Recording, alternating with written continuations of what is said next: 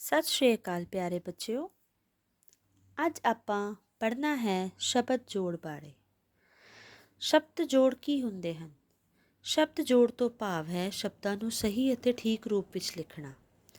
ਕੋਈ ਵੀ ਲਿਖਤ ਉਦੋਂ ਪ੍ਰਭਾਵਸ਼ਾਲੀ ਬਣਦੀ ਹੈ ਜਦੋਂ ਉਸ ਵਿੱਚ ਕੋਈ ਤਰੁਟੀ ਨਾ ਹੋਵੇ। ਤਰੁਟੀ ਮਤਲਬ ਕਿ ਉਹਦੇ ਵਿੱਚ ਕੋਈ ਗਲਤੀ ਨਾ ਹੋਵੇ, ਉਸ ਵਿਚਲੇ ਸਾਰੇ ਸ਼ਬਦ ਜੋੜ ਸਹੀ ਹੋਣ। ਸ਼ਬਦ ਜੋੜ ਦਾ ਇੰਗਲਿਸ਼ ਵਿੱਚ ਆਪਾਂ ਕਹਿ ਦਿੰਦੇ ਹਾਂ ਵਰਡ ਦੇ ਸਪੈਲਿੰਗਸ। ਮੰਨ ਲਵੋ ਤੁਸੀਂ ਸਾਰਾ ਕੰਮ ਯਾਦ ਕੀਤਾ ਹੈ, ਜਦੋਂ ਤੁਸੀਂ ਉਹਨੂੰ ਲਿਖਣ ਬੈਠਦੇ ਹੋ ਤਾਂ ਕਈ ਵਾਰ ਕੀ ਹੁੰਦਾ ਹੈ, ਸ਼ਬਦ ਜੋੜ ਗਲਤ ਹੋ ਜਾਂਦੇ ਹਨ।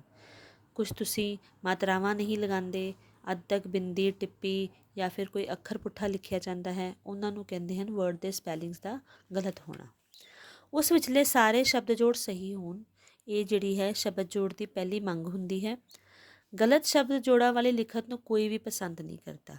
ਜਿਵੇਂ ਤੁਸੀਂ ਕਲਾਸ ਵਿੱਚ ਪ੍ਰੀਖਿਆ ਦਿੰਦੇ ਹੋ ਅਤੇ ਉਹਦੇ ਵਿੱਚ ਅਗਰ ਤੁਹਾਡੀ ਸ਼ਬਦਾਂ ਵਿੱਚ ਤਰੁਟੀ ਆ ਜਾਵੇ, ਮਤਲਬ ਗਲਤੀ ਆ ਜਾਵੇ, ਅਤੇ ਉਹ ਨੰਬਰ ਤੁਹਾਨੂੰ ਨਹੀਂ ਮਿਲਦੇ। ਪ੍ਰੀਖਿਆ ਦੇ ਲਿਹਾਜ਼ ਤੋਂ ਵੀ ਗਲਤ ਸ਼ਬਦ ਜੋੜਾਂ ਵਾਲੀ ਲਿਖਤ ਠੀਕ ਨਹੀਂ। ਜਦੋਂ ਪ੍ਰੀਖਿਆ ਆਪਾਂ ਦਿੰਦੇ ਹਾਂ ਅਤੇ ਉਹਦੇ ਵਿੱਚ ਕੋਈ ਵੀ ਅਗਰ ਸ਼ਬਦ ਜੋੜ ਤੁਹਾਡਾ ਸਹੀ ਨਹੀਂ ਹੈ ਤਾਂ ਤੁਹਾਨੂੰ ਨੰਬਰ ਨਹੀਂ ਦਿੱਤੇ ਜਾਂਦੇ।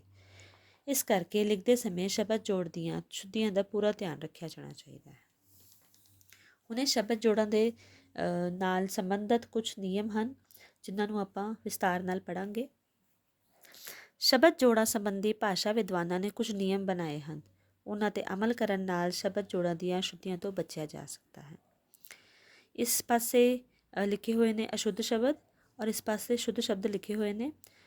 ਪੰਜਾਬੀ ਵਿੱਚ ਜਦੋਂ ਵੀ ਤੁਸੀਂ ਬੇਟਾ ਸ਼ਬਦ ਲਿਖਦੇ ਹੋ, ਤੁਹਾਨੂੰ ਪਹਿਲਾ ਜਿਹੜਾ ਨਿਯਮ ਹੁੰਦਾ ਹੈ ਉਹ ਹੈ ਕਿ ਤੁਸੀਂ ਉਸ ਸ਼ਬਦ ਨੂੰ ਬੋਲ ਕੇ ਦੇਖਣਾ ਕਿ ਬੋਲਣ ਤੋਂ ਉਪਰੰਤ ਉਸ 'ਤੇ ਆਵਾਜ਼ ਕਿਹੋ ਜਿਹੀ ਆ ਰਹੀ ਹੈ, ਸਿਹਾਰੀ ਦੀ, ਬਿਹਾਰੀ ਦੀ, ਕਿਹੜੀ ਆਵਾਜ਼ ਆ ਰਹੀ ਹੈ, ਉਹ ਤੁਸੀਂ ਧਿਆਨ ਰੱਖਣਾ।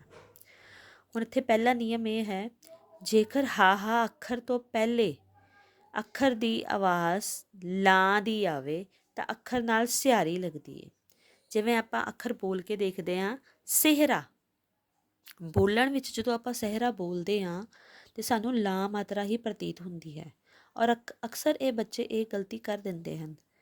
ਲੇਕਿਨ ਜਿਹੜੇ ਵਿਦਵਾਨਾਂ ਨੇ ਕੁਝ ਨਿਯਮ ਬਣਾਏ ਹਨ ਜਿਨ੍ਹਾਂ ਕਰਕੇ ਆਪਾਂ ਨੂੰ ਸ਼ਬਦ ਰਚਨਾ, ਸ਼ਬਦ ਜੋੜ ਜਿਹੜਾ ਸਹੀ ਤਰ੍ਹਾਂ ਲਿਖਣ ਆਉਂਦਾ ਹੈ, ਉਹ ਪਹਿਲਾ ਨਿਯਮ ਇਹ ਹੈ ਕਿ ਅਗਰ ਹਾਹੇ ਅੱਖਰ ਤੋਂ ਪਹਿਲਾਂ, ਜਿਵੇਂ ਤੁਸੀਂ ਦੇਖ ਸਕਦੇ ਹੋ ਇੱਥੇ ਸਾਰੇ ਹਾਹੇ ਅੱਖਰ ਵਾਲੇ ਦਿੱਤੇ ਗਏ ਹਨ, ਹਾਹੇ ਅੱਖਰ ਤੋਂ ਪਹਿਲਾਂ ਅਗਰ ਲਾਂ ਦੀ ਆਵਾਜ਼ ਆਵੇ, ਆਵਾਜ਼, ਮੈਂ ਤੁਹਾਨੂੰ ਦੁਬਾਰਾ ਇਹੀ ਗੱਲ ਕਹਿਣਾ ਚਾਹੁੰਦੀ ਹਾਂ ਕਿ ਆਵਾਜ਼ ਦਾ ਪੰਜਾਬੀ ਦੇ ਅੱਖਰਾਂ ਵਿੱਚ ਲਗਾ ਮਾਤਰਾਵਾਂ ਵਿੱਚ ਬਹੁਤ ਜ਼ਿਆਦਾ ਰੋਲ ਨਿਭਾਇਆ ਜਾਂਦਾ ਹੈ। ਤੁਸੀਂ ਇਹਨਾਂ ਦਾ ਬਹੁਤ ਧਿਆਨ ਰੱਖਣਾ ਹੈ।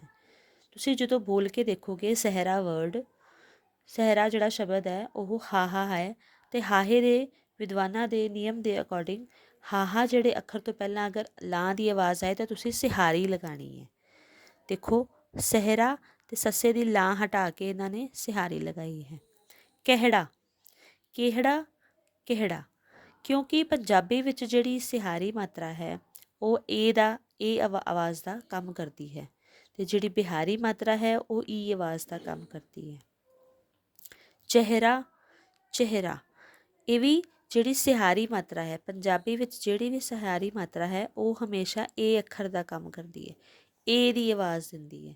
ਤੁਸੀਂ ਇਸ ਗੱਲ ਨੂੰ ਧਿਆਨ ਰੱਖਣਾ, ਜਦੋਂ ਵੀ ਤੁਸੀਂ ਕੋਈ ਅੱਖਰ ਲਿਖਣ ਲੱਗੋ ਤੁਹਾਨੂੰ ਅਗਰ ਸਿਹਾਰੀ ਦੀ ਮਾਤਰਾ ਲਗਾਉਣੀ ਹੈ ਤਾਂ ਉਹਦੇ ਵਿੱਚ ਏ ਦੀ ਆਵਾਜ਼ ਆਉਂਦੀ ਹੈ। ਮਿਹਨਤ, ਏ ਦੀ ਆਵਾਜ਼ ਆ ਰਹੀ, ਇਸ ਕਰਕੇ ਨਿਯਮ ਦੇ ਦੌਰਾਨ ਅਸੀਂ ਕੀ ਕਰਾਂਗੇ, ਇਹਦੀ ਨਿਯਮ ਦੀ ਪਾਲਣਾ ਕਰਦੇ ਹਾਂ ਕਿ ਹਾਹਾ ਅੱਖਰ ਹੈ, ਹਾਹੇ ਅੱਖਰ ਤੋਂ ਪਹਿਲਾਂ ਲਾਂ ਦੀ ਆਵਾਜ਼ ਆ ਰਹੀ ਹੈ, ਏ ਦੀ ਆਵਾਜ਼ ਆ ਰਹੀ ਹੈ ਅਤੇ ਇਸ ਕਰਕੇ ਆਪਾਂ ਇੱਥੇ ਸਿਹਾਰੀ ਪਾਣੀ।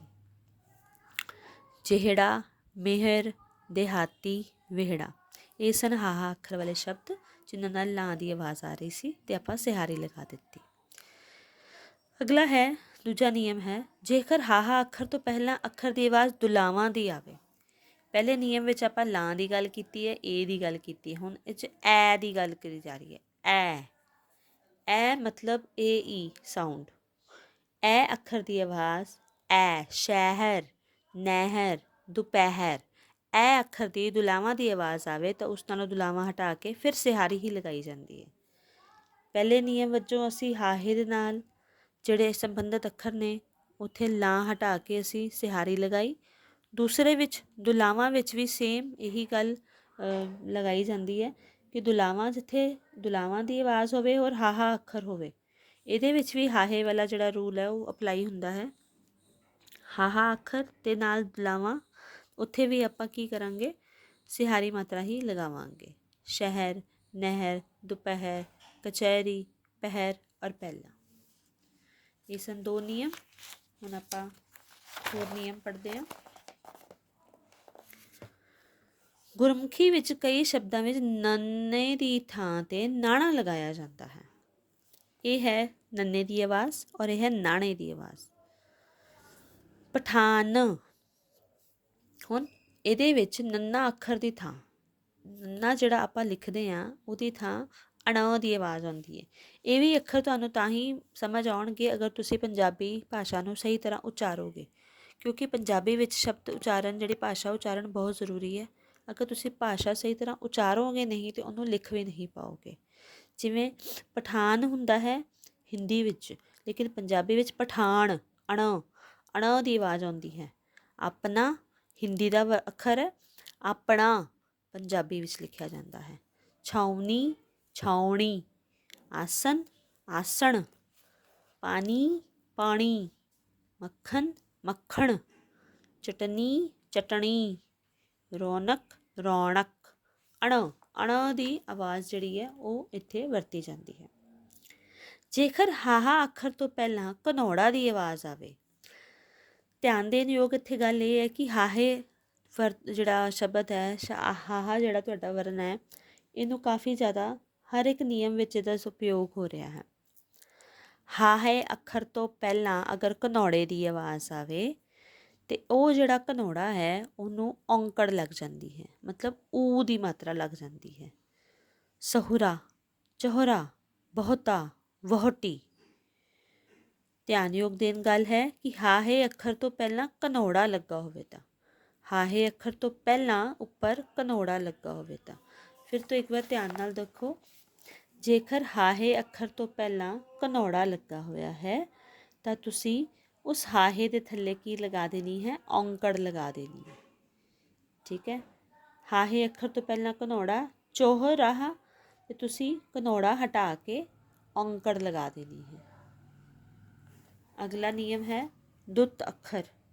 ਦੁੱਤ ਅੱਖਰ ਕੀ ਹੁੰਦੇ ਹਨ, ਜੋ ਪੈਰਾਂ ਵਿੱਚ ਲੱਗਦੇ ਹਨ। ਇਹ ਲਗਭਗ ਖਤਮ ਹੀ ਹੋ ਗਏ ਹਨ।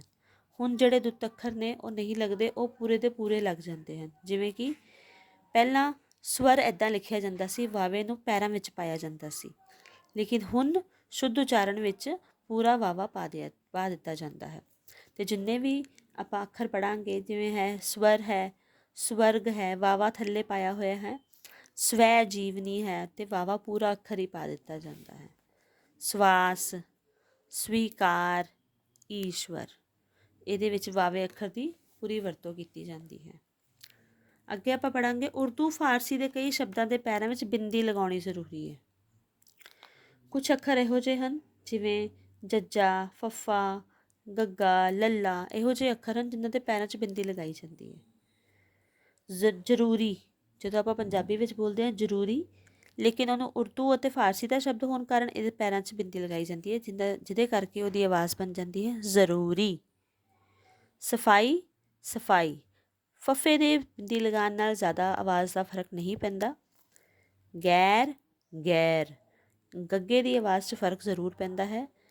ਇਹ ਤੁਹਾਡੇ ਬੋਲਣ 'ਤੇ ਨਿਰਭਰ ਕਰਦਾ ਹੈ। ਇਸੇ ਕਰਕੇ ਮੈਂ ਬਾਰ-ਬਾਰ ਕਹਿ ਰਹੀ ਹਾਂ, ਤੁਹਾਡੀ ਮੁਹਾਰਨੀ ਜਿਹੜੀ ਹੈ ਉਹ ਵਧੀਆ ਹੋਣੀ ਚਾਹੀਦੀ ਹੈ।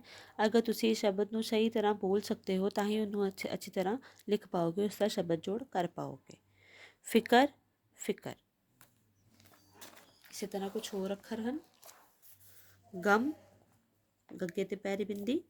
ਅਸਤੀਫਾ, ਫੱਫੇ ਪੈਰੀ ਬਿੰਦੀ। ਜ਼ਿਆਦਾਤਰ ਜਿਹੜੇ ਅੱਖਰ ਹਨ ਜਿਨ੍ਹਾਂ ਉੱਪਰ ਉਰਦੂ ਫਾਰਸਾ ਦੇ ਸ਼ਬਦ ਹਨ, ਜੱਜਾ, ਫੱਫਾ, ਲੱਲਾ, ਗੱਗਾ। ਠੀਕ ਹੈ, ਇਹ ਜ਼ਿਆਦਾਤਰ ਵਰਡ ਜਿਹੜੇ ਹਨ, ਇਹ ਜ਼ਿਆਦਾਤਰ ਇਹਨਾਂ ਪੈਰਾਂ ਥੱਲੇ ਬਿੰਦੀ ਲਗਾਈ ਜਾਂਦੀ ਹੈ। ਬਿੰਦੀ ਦਾ ਵੀ ਖਾਸ ਕਰਕੇ ਧਿਆਨ ਦਿੱਤਾ ਜਾਣਾ ਚਾਹੀਦਾ ਹੈ ਕਿ ਬਿੰਦੀ ਕਿੱਥੇ ਲਗਾਉਣੀ ਚਾਹੀਦੀ ਹੈ। ਬਿੰਦੀ ਹਮੇਸ਼ਾ ਇੱਧਰਲੇ ਪਾਸੇ ਲੱਗਦੀ ਹੈ, ਤੋ ਇਸ ਬਾਰੇ ਵੀ ਆਪਾਂ ਇੱਕ ਅਲੱਗ ਤੋਂ ਵੀਡੀਓ ਬਣਾਵਾਂਗੇ। ਗ੍ਰਿਫਤਾਰ, ਖਫਾ, ਸ਼ਰੀਫ, ਖੁਸ਼ੀ ਔਰ ਗੁਬਾਰਾ, ਇਹ ਕੁਛ ਇਹੋ ਜਿਹੇ ਨੇ ਉਰਦੂ ਫਾਰਸੀ ਸ਼ਬਦ ਜਿਨ੍ਹਾਂ ਦੇ ਪੈਰਾਂ 'ਚ ਬਿੰਦੀ ਲਗਾਉਣੀ ਬਹੁਤ ਜ਼ਰੂਰੀ ਹੁੰਦੀ ਹੈ। ਪੰਜਾਬੀ ਭਾਸ਼ਾ ਦੇ ਕਈ ਸ਼ਬਦਾਂ ਨੂੰ ਲਿਖਣ ਲਈ ਦੁੱਤ ਅੱਖਰ ਦੀ ਵਰਤੋਂ ਕੀਤੀ ਜਾਂਦੀ ਹੈ। ਦੁੱਤ ਅੱਖਰ ਜਿਵੇਂ ਕਿ ਆਪਾਂ ਹੁਣੇ ਪੜ੍ਹਿਆ, ਦੁੱਤ ਅੱਖਰ ਕੀ ਹੁੰਦੇ ਹਨ? ਜੋ ਸ਼ਬਦ ਦੇ ਪੈਰਾਂ ਵਿੱਚ ਲੱਗਦੇ ਹਨ। ਜਿਵੇਂ ਕੋੜ, ਕੋਹੜ ਸ਼ਬਦ ਹੈ ਅਤੇ ਇੱਥੇ ਜਿਹੜਾ ਹਾਹਾ ਹੈ, ਫਿਰ ਤੋਂ ਇੱਕ ਵਾਰੀ ਹਾਹਾ ਜਿਹੜਾ ਅੱਖਰ ਹੈ ਉਹਨੂੰ ਬਾਰ-ਬਾਰ ਵਰਤਿਆ ਜਾ ਰਿਹਾ। ਹਾਹਾ ਅੱਖਰ ਜਿਹੜੇ ਸ਼ਬਦ ਵਿਅੰਜਨ ਵਿੱਚ ਆਪਾਂ ਸ਼ਬਦ ਜੋੜ ਵਿੱਚ ਪੜ੍ਹਦੇ ਹਾਂ ਅਤੇ ਇਹਦਾ ਬਹੁਤ ਵੱਡਾ ਇੱਕ ਅਹਿਮ ਭੂਮਿਕਾ ਹੈ। ਕੋਹੜ ਅਤੇ ਕੋੜ, ਆਪਾਂ ਹਾਹੇ ਨੂੰ ਉਹਦੇ ਪੈਰੀ ਪਾ ਦਿੱਤਾ, ਮਤਲਬ ਅਸੀਂ ਦੁੱਤ ਅੱਖਰ ਬਣਾ ਦਿੱਤਾ। ਇਹ ਜਿਹੜਾ ਪੈਰੀ ਲੱਗਿਆ ਹੋਇਆ ਹੈ ਛੋਟਾ ਜਿਹਾ ਹਾਹਾ ਬਣਿਆ ਹੋਇਆ ਹੈ। ਫੇਲ, ਚਿੰਨ, ਮਿਲ, ਆਲਣਾ, ਤਰ੍ਹਾਂ, ਸਾਣ, ਚੀਲ, ਸਰੋਂ ਔਰ ਡੋਲ। ਅਗਲਾ ਨਿਯਮ, ਹਿੰਦੀ ਸੰਸਕ੍ਰਿਤ ਵਾਂਗ ਪੰਜਾਬੀ ਵਿੱਚ ਸ਼ਬਦ ਦੇ ਅੰਤਲੇ ਪੈਰ ਦੇ ਅੱਖਰ ਦੇ ਪੈਰੀ ਰਾਰਾ ਨਹੀਂ ਲੱਗਦਾ। ਮਤਲਬ ਦੇਖੋ ਇਹ ਜਿਹੜਾ ਹੈਗਾ ਹੈ ਅੱਖਰ ਮਿੱਤਰ ਲਿਖਿਆ ਹੋਇਆ ਹੈ, ਲੇਕਿਨ ਜਿਵੇਂ ਕਿ ਆਪਾਂ ਨਿਯਮ ਵਜੋਂ ਪੜ੍ਹ ਰਹੇ ਹਾਂ ਕਿ ਹਿੰਦੀ ਜਾਂ ਸੰਸਕ੍ਰਿਤ ਦੇ ਕੋਈ ਵੀ ਇਹੋ ਜਿਹੇ ਸ਼ਬਦ ਅੰਤਲੇ ਅੱਖਰ 'ਚ ਪੈਰੀ ਰਾਰਾ ਨਹੀਂ ਲੱਗਦਾ। ਹਾਂ, ਪਹਿਲੇ ਅੱਖਰ 'ਚ ਲੱਗ ਸਕਦਾ ਹੈ ਲੇਕਿਨ ਅੰਤਲੇ ਅੱਖਰ 'ਚ ਕਦੇ ਵੀ ਨਹੀਂ ਲੱਗਦਾ। ਅਤੇ ਅੰਤਲੇ ਜਿਹੜੇ ਪੈਰੀ ਰਾਰਾ ਲੱਗਾ ਹੁੰਦਾ ਹੈ ਉਹਨੂੰ ਆਪਾਂ ਪੂਰਾ ਰਾਰਾ ਬਣਾ ਦਿੰਦੇ ਹਾਂ। ਮਿੱਤਰ, ਰਾਸ਼ਟਰੀ, ਸੁੰਦਰਤਾ, ਪਵਿੱਤਰ, ਯੰਤਰ, ਮੰਤਰੀ, ਚਿੱਤਰ, ਅਪ੍ਰੈਲ। ਅੱਗੇ ਹਨ, ਅਜੋਕੀ ਭਾਸ਼ਾ ਵਿੱਚ ਯਈਏ ਦੀ ਥਾਂ ਜੱਜੇ ਦੀ ਵਰਤੋਂ ਹੁੰਦੀ ਹੈ। ਯਮ, ਯਈਆ ਜਿੱਥੇ ਜਿੱਥੇ ਪਾਇਆ ਜਾਂਦਾ ਹੈ ਉੱਥੇ ਆਪਾਂ ਜੱਜਾ ਪਾ ਦਿੰਦੇ ਹਾਂ। ਯਮ, ਯਾਤਰਾ, ਜਾਤਰਾ, ਯਸ਼, ਜਸ, ਯੁੱਧ, ਜੁੱਧ, ਯੋਗ, ਜੋਗ, ਯੱਬਲ, ਜੱਬਲ। ਆਸ ਕਰਦੀ ਹਾਂ ਤੁਹਾਨੂੰ ਇਸ ਬਾਰੇ ਭਰਪੂਰ ਜਾਣਕਾਰੀ ਮਿਲੀ ਹੋਗੀ। ਅਗਰ ਤੁਹਾਨੂੰ ਕੋਈ ਵੀ ਇਹਦੇ ਵਿੱਚ ਕੋਈ ਪ੍ਰੋਬਲਮ ਆਉਂਦੀ ਹੈ ਤੁਸੀਂ ਮੈਨੂੰ ਕਮੈਂਟ ਸੈਕਸ਼ਨ ਵਿੱਚ ਦੱਸ ਸਕਦੇ ਹੋ। ਧੰਨਵਾਦ।